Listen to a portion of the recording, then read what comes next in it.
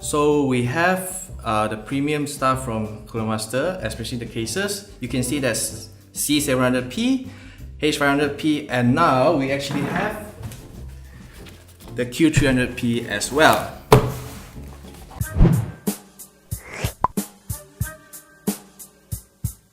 One thing special about the Q300P is that even though it's actually based on the Q300L's frame, but they do have quite a lot of differences. First of all, get me the knife so that we can start unboxing. Yeah, cut that out. I'll do that. Yes, and the whole case itself is actually pretty similar to the Q300L as mentioned, but by the looks of it, you can see that it looks pretty similar to the Cosmos, just from the front facing itself. I mean the front plate. This thing fell out. Oh, okay. Okay, never mind. Easy fix, just pop it back in. Things like this happens during transport, so... So this is the Q300P. P stands for premium. What this fall off? That thing fell off again. Because of the plastic, so... Yeah, we're not gonna touch on that first. So here's the user manual. Large one. So you can read this if you want, so we're not gonna touch it. And here's the warranty guide as usual, just in case you need it. Yeah. So as you can see here, externally, by first touch, I realized there's potentially an issue. This is a soft touch rubber. These things are removable, and as usual, it looks how do you say, premium. And my first impression that it's actually a mini Cosmos. I'm not sure if you get that impression. Handlebars and the facet, it does look like a mini Cosmos. So handlebars are removable, they are the same at the bottom, and this is very lightweight, by the way. You can do lift ups if you like. Okay. Yeah, probably. Let's look at the front panel first. So for the front panel, you actually have a tinted or smoked acrylic panel here. So in case you have, RGB LEDs, you like to make your PC into a disco room or something. It's up to you. So it's actually meant for the light things. And for the rest is that this thing actually fell off just now. This is the dust filter thing for the front panel. But from the front we can see, right, there's not much intake here, so it could potentially lead to the same issues as the older generation of the H500P does, which is airflow problem. The choking issue. Exactly. So the rest will be actually the top. Okay, so when we remove this thing just now, we can actually see that's LED underneath this cover.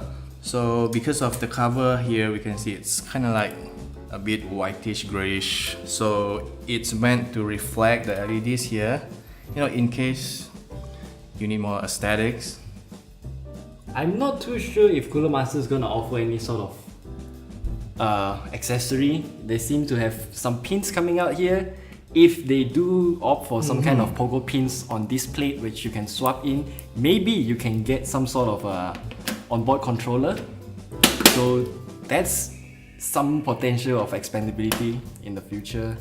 Okay, so that aside, this thing is actually removable as well.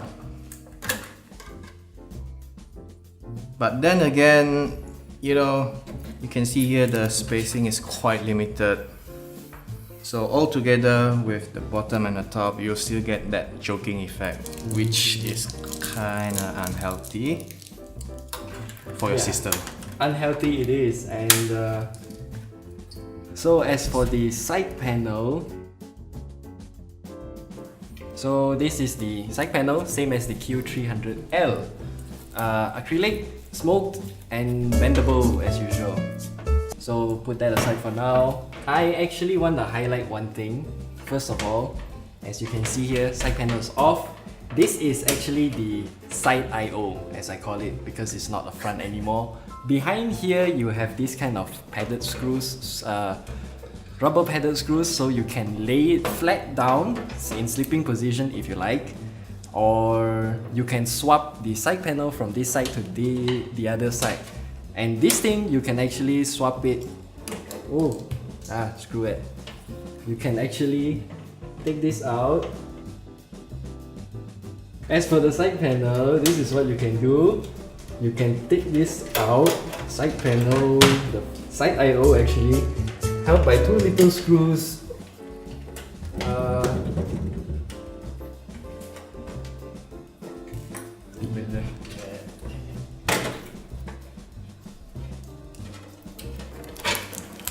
That thing just fell out. So, as you can see here, let me release the Kraken on all these cables. Okay, so we released the Kraken. As you can see here, the side I/O, you have double USB 3.0 ports, power button, headphone and microphone jack, and then one reset button. And special thing about the Q series of these Cooler Master cases, even for the Q300L, is that you can put it even at the back if you wish to do so. As you can see here, everything matches, so you can just screw it in, two, and then at the top another two screws, and you're good to go. You can actually mount it at the side here, top here, at the underside or at the bottom, as you wish, or the front side, you like it. No matter, just make it yours, whatever. Moving on to the internals, you can see that it's pretty much the same as the Q300L, because the maximum form factor for the motherboard you can install is actually MATX. Other than the motherboard, you can actually see the cooling options here. We have two pieces of 120mm RGB fans at the front. And one piece of 120mm fan at the back or rear as well.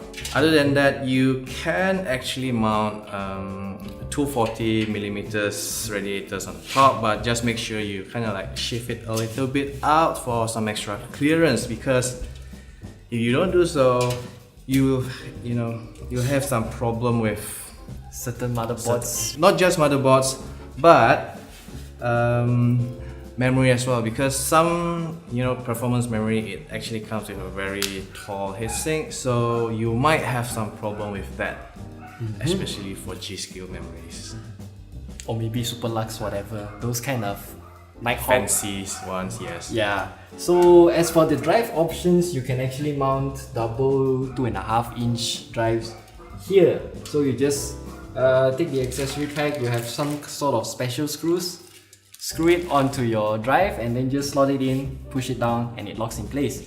And then at the bottom behind here, you have a 3.5-inch drive cage, not cage, a bay. So you can just take it out, mount it, and then you have to mount it sideways. Oh yeah, power supply installation. Is it still a pain? Yes, it is still a pain. It is still a pain. It is literally a pain. We highlighted this on the Q300L. So you have to take out all these 4 screws, take out the little retention bracket at the back, then you screw it onto the retention bracket, screw it back onto this thing, then you have the power supply done. It's a hassle. Power supplies aside, we can actually see that there's quite a lot of space here for graphics card. Just for a comparison, we have 2 pieces of GPU here.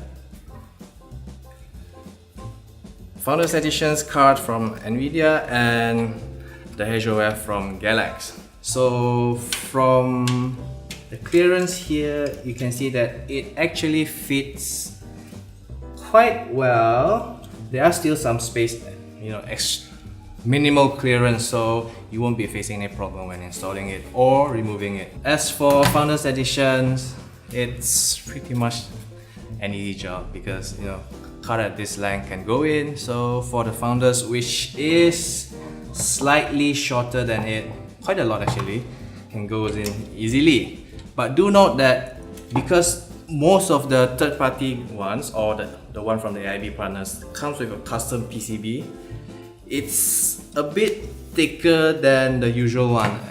For the comparison, you can see here, And if you were to install this kind of card in the case, it would be an issue if you have some not so good PCIe connectors, because Yeah. it will be kind of like touching against your acrylic panel. It will bend.